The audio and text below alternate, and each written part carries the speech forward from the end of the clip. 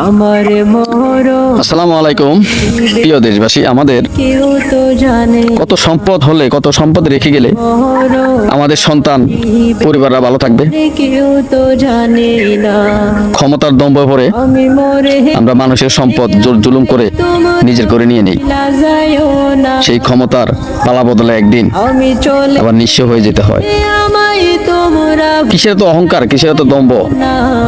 আমার আজ দুনিয়া ছেড়ে চলে গেলে মশিবে কে খাবে আমাদের এই সম্পদ? কেউ তো জানে না।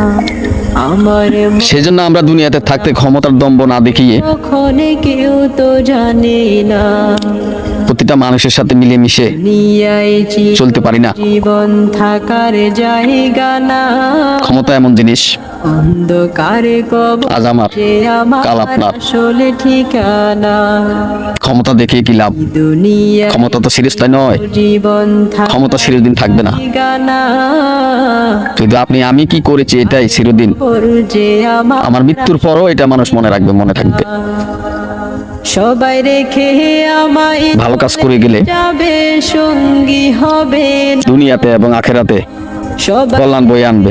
আমায় চলে যাবে, সঙ্গী হবে না। আমার মরণ আসিবে কখনে কে